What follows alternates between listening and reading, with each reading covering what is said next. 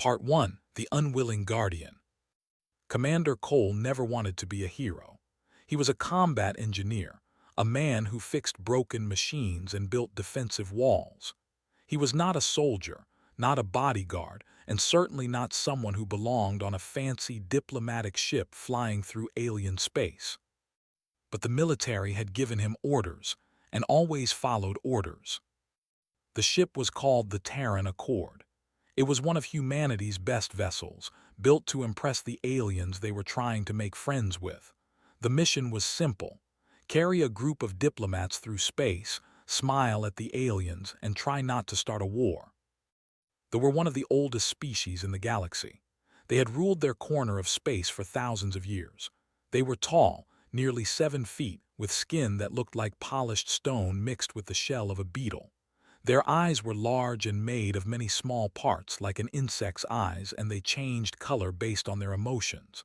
Blue meant calm, red meant anger, purple meant something never quite figured out. They did not like humans. They thought humans were young, stupid, and violent. They called humanity a child species and treated them like annoying little brothers who had somehow learned to build starships. Did not care what the thought. He just wanted to do his job and go home. But then she came aboard. Princess A was the 7th daughter of the Queen. She was traveling with the diplomatic mission as a sign of good faith between their species.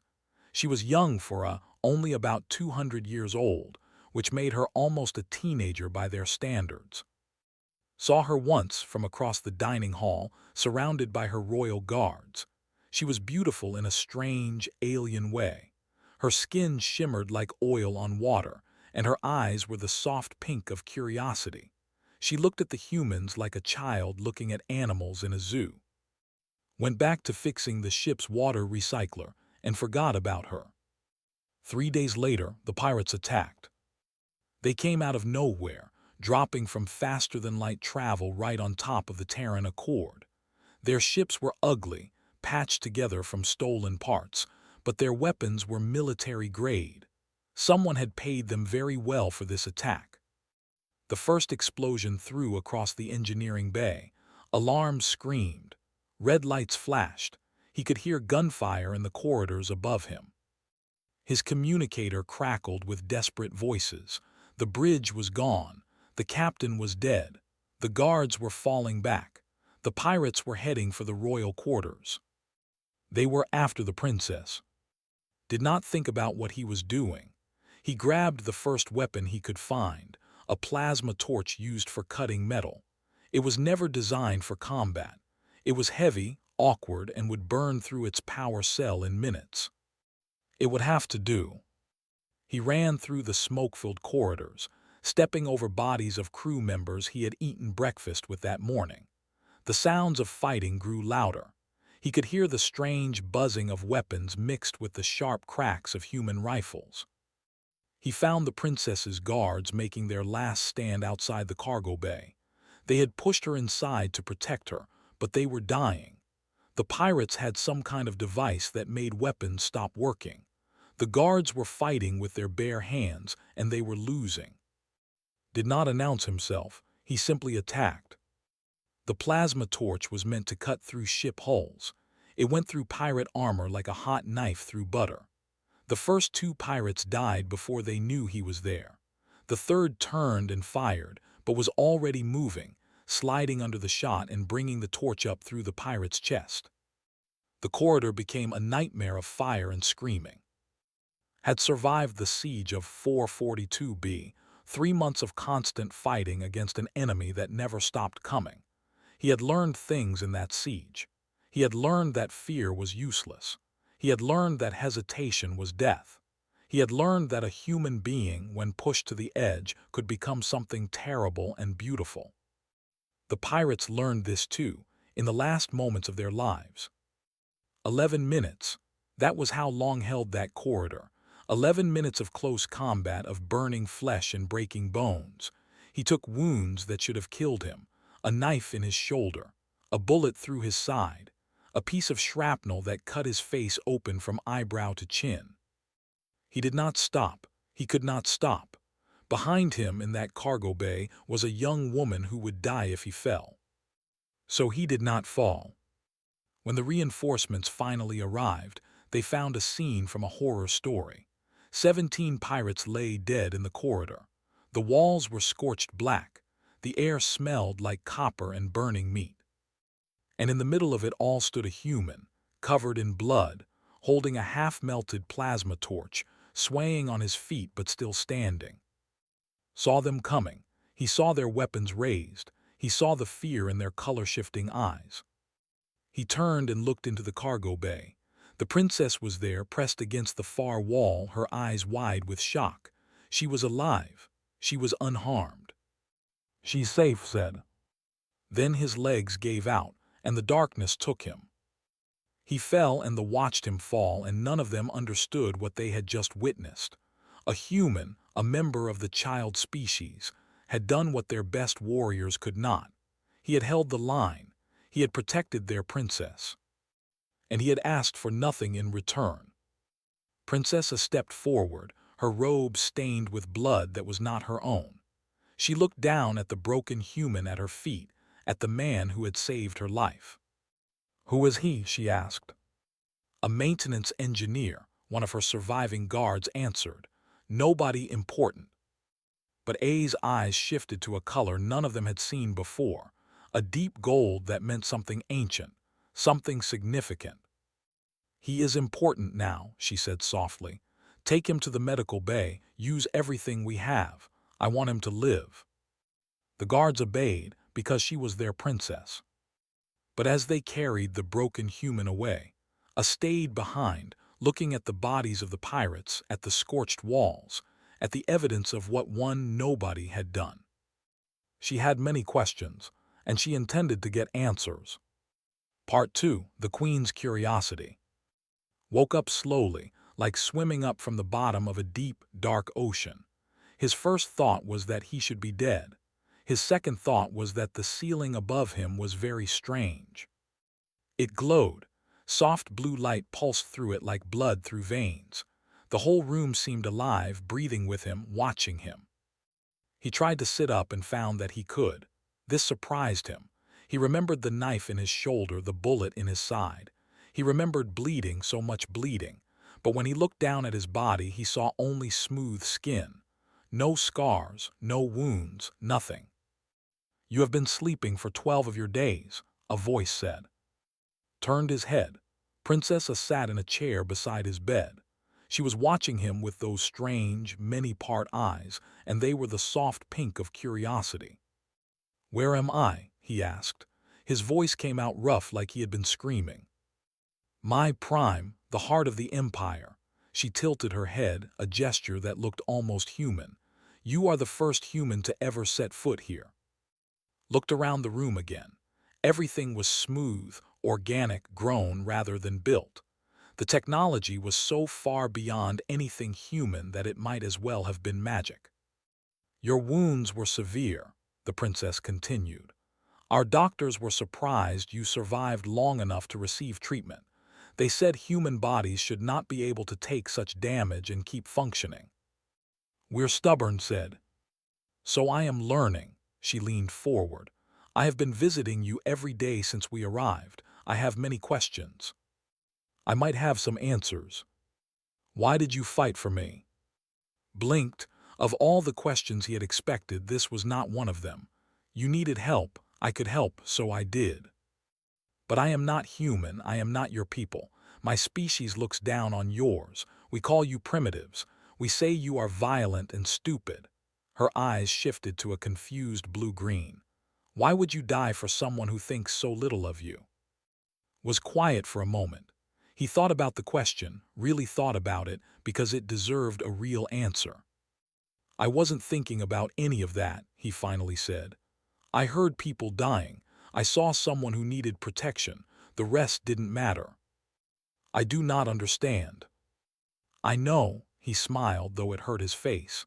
"That's okay. Most humans don't understand it either. We just do it." The princess visited him every day after that. She brought food, strange alien dishes that tasted like nothing he had ever eaten. She brought books, translated into his language about history and culture. She asked endless questions about humanity, about Earth, about the strange, soft-skinned creatures who had crawled out of their gravity well and into the stars. Answered as best he could. He told her about human wars, the terrible things his species had done to each other. He told her about human art, the beautiful things they had created. He told her about human love, the way people would sacrifice everything for those they cared about. "Your species is a contradiction," she said one day. "You are capable of great evil and great good. How do you choose which to be?" "We just choose," said. "Every day, every moment we choose." "And you chose to save me." "Yes." "Why me?" Laughed. "I told you you needed help." "That is not a complete answer." "It's the only answer I have." 2 weeks after he woke up, the summons came. The Queen wanted to see him. Was dressed in simple clothes, human clothes that someone had found for him. 2 guards, each nearly 8 feet tall, escorted him through corridors that seemed to go on forever. The palace was enormous, a living structure that had grown over thousands of years. The throne room took his breath away. It was the size of a stadium, with walls that rose up into darkness. Thousands of filled the space, standing in perfect rows, their eyes fixed on him. They were nobles, warriors, priests, the most important people in an empire that spanned 3-star clusters. And at the far end, on a throne that looked like it had been carved from a single massive crystal, sat the Queen. Had thought the princess was impressive. He had thought the guards were intimidating. But Queen was something else entirely. She was ancient, so old that her body had changed over the centuries into something between a ruler and a monument. She was enormous, twice the size of any other, and her eyes were like pools of liquid silver. When she spoke, felt her voice in his bones. "Come forward, human." He walked. It was the hardest walk of his life. Every step felt like moving through water. Every eye in the room was on him, and none of them were friendly. He stopped at the base of the throne and did not know what to do. Should he bow? Kneel? He settled for standing straight and meeting the Queen's eyes. "You saved my daughter's life," the Queen said. "By the ancient laws of my people, you have earned a boon, a gift. You may ask for anything within my power to give." Did not hesitate. "I want to go home, Your Majesty." The Queen's eyes shifted to a deep purple. Around him, the court murmured in surprise. "You could ask for wealth," the Queen said. "You could ask for power. You could ask for technology that would make you a god among your people, and you asked to go home." "Yes, Your Majesty. I have a family, friends, a life. I want to go back to it." The Queen was silent for a long moment. The court held its breath. "No," she said. Felt his heart stop. "I'm sorry." "Your request is—" The Queen leaned forward and her silver eyes seemed to look right through him. "You are a puzzle, human, a creature who should not exist. Your species is young and weak. You have no claws, no armor, no natural weapons. And yet you killed 17 of the deadliest pirates in the sector with a maintenance tool." "I was lucky." "You were not lucky. I have watched the security recordings. I have studied every moment of your fight. There was no luck. There was only will, only determination, only a refusal to stop that borders on insanity." She rose from her throne and realized just how massive she truly was. She descended the steps slowly, each movement deliberate, until she stood before him. "I have ruled this empire for 3,000 years, she said softly, so only he could hear. "I have seen species rise and fall. I have witnessed miracles and horrors, but I have never seen anything like you. I'm just a man." "No," her eyes shifted to that same gold he had seen in the princess's eyes. "You are something new, and I must understand what." She turned to the court and raised her voice. "The human Cole is hereby appointed guardian of Princess. He will remain on Prime until I decide otherwise. This is my will." Opened his mouth to protest, but the look in the Queen's eyes stopped him. He was not going home. He was a prisoner in the most beautiful cage in the galaxy. Part 3: The Gilded Cave. 6 months passed on Prime, and learned what it meant to be a prisoner in paradise. His rooms were larger than any house he had ever lived in on Earth. The walls grew flowers that changed color with his mood. The bed adjusted itself to his body every night. Food appeared whenever he was hungry, prepared by invisible servants who anticipated his every need. He hated it. The court did not know what to make of him. Some treated him like a curiosity, a strange animal that had learned to speak. They would stop their conversations when he walked by and stare at him with their many-colored eyes. Others treated him like a pet, something amusing that the Queen had decided to keep. Lord Al, the Queen's chief advisor, was the worst. "You must understand your position," he told one morning, his eyes the cold blue of contempt. "You are not a guest. You are not a diplomat. You are a specimen. The Queen wishes to study you, to understand why a primitive creature would sacrifice itself for someone outside its species. I'm not an animal in a zoo. You are whatever Her Majesty decides you are." Al's mouth twisted into something that might have been a smile. "Be grateful she finds you interesting. When her curiosity fades, things will become much less pleasant for you." But the Queen's curiosity did not fade. Instead, it grew. She summoned every week for long conversations. She asked about human history, about their wars and their art. She asked about his childhood, about his family, about the things that made him happy and sad. She listened to his answers with an intensity that made him uncomfortable. "Your species experiences emotions differently than we do," she said one day. "For the emotions are controlled, managed. We learn from childhood to keep them in check, but humans let their emotions control them." "We don't see it as control," replied. "We see it as feeling, being alive. Being weak." "Sometimes." He met her silver eyes. "But sometimes that weakness is our greatest strength. When we love completely. When we fight for something, we fight with everything we have. We don't hold anything back. Even when it destroys you. Especially then." The Queen was silent for a long time after that. While the Queen studied the princess's guards. They were elite warriors, the best fighters in the Empire. They had trained for centuries in ancient combat forms that were almost like dance. And they were terrible at actual fighting. "You're too rigid," told them during one of their training sessions. The princess had asked him to observe, and he had been horrified by what he saw. "You fight like you're following a script. What happens when your enemy doesn't follow the same script?" "Our forms have been perfected over 5,000 years," the guard captain said stiffly. "They have never failed us." "They failed when the pirates attacked the ship." Silence fell over the training room. The guards looked at each other with eyes that shifted to angry red. "You dare," the captain began. "I dare because 17 of your brothers and sisters died in that corridor while I held it with a welding tool," stepped forward, and the guards tensed. "I'm not saying your forms are bad. I'm saying they're not enough.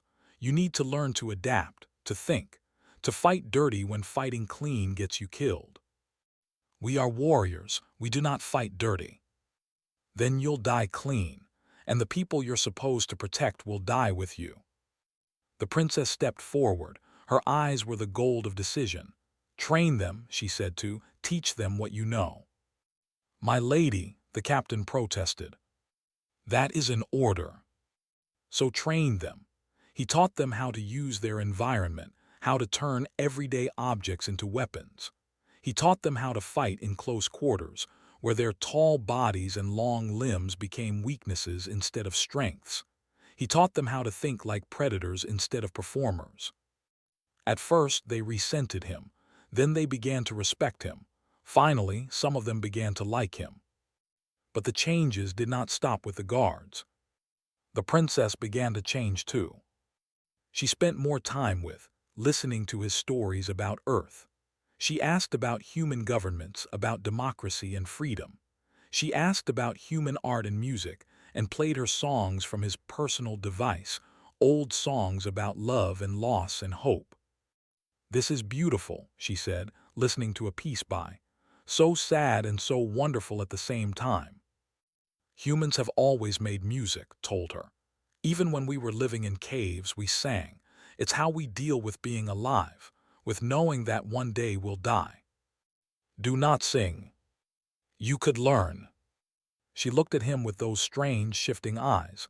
"Could we?" The princess began to question things. She questioned why they treated other species as inferior. She questioned why ancient traditions could never be changed. She questioned why her people, who had achieved so much, seemed so afraid of anything new. "You are corrupting her," Lord Al told, his eyes burning red with anger, filling her head with human nonsense about equality and change. "I'm just answering her questions. You are destroying thousands of years of culture. Maybe some of it needs to be destroyed." Al stepped close, so close that could smell the strange spice of his breath. "Be careful, human. The Queen's protection has limits, and there are many in this court who would be happy to see you suffer an accident." "Did not step back. I survived the siege of 442B. I held a corridor against 17 pirates with a welding tool. Do you really think your accidents scare me?" For a moment something flickered in Al's eyes. It might have been fear. He turned and walked away without another word. That night the princess came to his rooms. She seemed troubled, her eyes shifting through colors he could not read. "Lord Al spoke to me today," she said. "He warned me that you are dangerous, that your ideas are poison." "Do you believe him?" She was quiet for a long time. "I believe you are changing me," she finally said. "I see things differently now. I question things I never questioned before. I look at my people and I see their greatness, but I also see their blindness." "Is that a bad thing?" "I do not know." She met his eyes and he saw something new there, something that looked almost human. "But I know that I do not want to stop. I want to understand. I want to be better." Smiled, "Then you already are." Somewhere in the palace, in a room full of screens and shadows, Queen watched the recording of their conversation. Her silver eyes never blinked. "Interesting," she whispered to herself. "Very interesting indeed." The human was changing her daughter, changing her guards, changing everything he touched. And the Queen was beginning to understand why. Part 4: The Assassination. The Festival of Eternal Stars was the most important celebration in the Empire. It happened once every 100 years, and it marked the moment when their ancestors had first reached the stars. Every noble family attended. Every tradition was honored. Every ritual was performed exactly as it had been for 50,000 years. Hated festivals. He stood in the corner of the great hall, wearing the formal clothes they had made him wear, watching the nobles dance and drink and pretend to enjoy themselves. 1 year ago, he had been a combat engineer on a diplomatic mission. Now he was a prisoner dressed in silk, a curiosity on display. But he was not watching the celebration. He was watching the shadows. Something was wrong. He could feel it in his bones, the same way he had felt it in the corridor of the Terran Accord, the same way he had felt it during the siege of 442B. It was a sense that came from years of combat, a warning that his conscious mind could not explain. The princess stood near the center of the hall, surrounded by her guards. She was beautiful tonight, her skin shimmering with festival paint, her eyes bright with joy. She had been looking forward to this for months. It was her first festival of eternal stars as an adult. Moved through the crowd, keeping her in sight. The guards he had trained nodded at him as he passed. They trusted him now. They had learned what he could teach them. But would it be enough? He found Captain near the drinks table. The guard captain had been his worst student at first and his best student by the end. They had become something like friends. "You feel it too," said quietly. His eyes flickered to the red of concern. "Something is wrong, but I cannot see what." The Western Gallery. 3 nobles who have not moved in an hour. The servants near the kitchen door who are not serving anything. The priest in the corner who keeps touching his robes. Looked where indicated. His eyes went wide. They are wearing temple armor under their ceremonial clothes. That is forbidden. That is sacred, finished, which means nobody would suspect them of violence. But who would dare? The lights went out. For 3 heartbeats, the great hall was in complete darkness. Then the screaming started. Was already moving. He had grabbed a metal serving tray when the lights first flickered, turning it into a weapon in his hands. He could not see in the dark like the could, but he could hear, and he could feel. He reached the princess, just as the first assassin did. The temple armor was ancient and powerful. It made the wearer stronger and faster, but it was also heavy and loud. Heard the assassin coming, heard the whine of powered joints, and he swung the tray at where he knew the head would be. The impact nearly broke his arms, but the assassin went down. Light burst through the hall as emergency systems came online, saw what they were facing and felt his heart sink. 20 assassins in sacred armor. Their faces were hidden behind masks of gold and crystal. They moved through the panicking crowd like wolves through sheep, cutting down anyone who got in their way. They were heading for the princess. Guards shouted, "Formation around the princess, remember your training." The guards he had trained responded instantly. They formed a circle around using the techniques had taught them. They were not fighting like dancers anymore. They were fighting like survivors. But it was not enough. The assassins were too many, too strong. Then help came from an unexpected place. The humans from the diplomatic mission, the ones who had been stranded on Prime with, appeared at his side. There were only 6 of them, clerks and technicians and 1 very angry cook. They had no armor, no real weapons. But they were human. "What do we do?" the cook asked, holding a kitchen knife that looked almost ridiculous against the armored giants. "Same thing we always do," said. "We don't give up." They fought together, humans and side by side. The humans were faster than the assassins expected. They ducked under swings that should have killed them. They struck at joints and weak points. They fought dirty, just like had taught them. And they were not alone.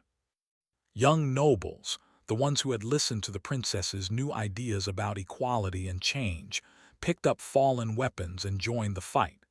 They were not warriors, but they were brave. They stood their ground even when they were afraid. The battle was brutal. Took a blow that cracked his ribs. He took another that nearly took off his arm. But he kept fighting, kept moving, kept standing between the princess and death. When it was over, 15 assassins lay dead on the blood-soaked floor. 5 had fled into the night. The great hall looked like a battlefield. Stood in the middle of the carnage, breathing hard, bleeding from a dozen wounds. The princess was behind him, unharmed. Her guards surrounded her, battered but alive. She whispered, "Your arm." He looked down. A blade had cut through his shoulder to the bone. He could see white in the red. He should have been screaming in pain. "I've had worse," he said, and then he fell. He woke up in the medical bay again. This time, the queen herself was waiting for him. She stood beside his bed like a mountain, her silver eyes unreadable. The room was empty except for the 2 of them. "You killed nobles tonight," she said. "Sacred warriors in temple armor. There are those who demand your execution. They were trying to kill your daughter." "Yes." The queen was quiet for a moment. "The investigation has already found the truth. The conservative faction of my court organized the attack. They believed my daughter had been corrupted by human influence. They thought that by killing her, they could restore the old ways." "And you," asked, "what do you believe?" The queen's eyes shifted through colors he had never seen before. "I believe that my daughter is not corrupted. I believe she is growing, changing, becoming something new." She paused. "Because of you." "I didn't do anything. I just answered her questions." You showed her that there was a different way to be. You showed her that strength does not mean cruelty, that tradition does not mean blindness, that one person, no matter how small or weak, can stand against the darkness. She moved closer and saw something in her eyes that surprised him. Respect. The humans who fought beside you tonight, she said. The young nobles who joined the battle, the guards who refused to run. They were not following orders. They were not obeying tradition.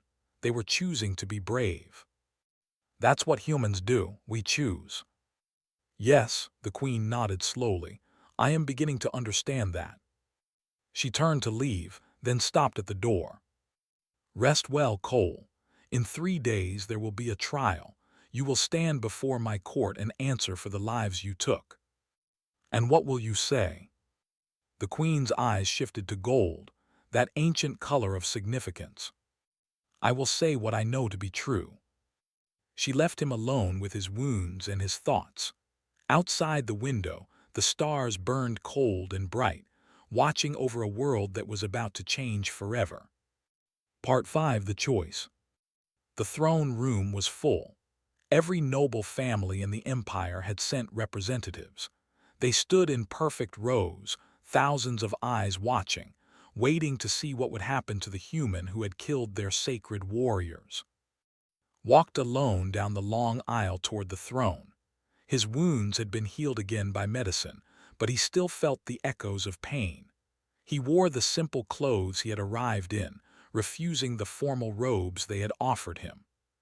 If he was going to die, he would die as himself. The queen sat on her crystal throne, massive and ancient and impossible to read. Around her stood the survivors of the conservative faction, the nobles who had supported the assassination attempt but been too smart to participate directly. They wanted blood. They wanted justice. They wanted to see the humans suffer. Lord Al stood at the front of them, his eyes burning with hatred. The human stands accused of killing 12 noble warriors of the Empire, Al announced.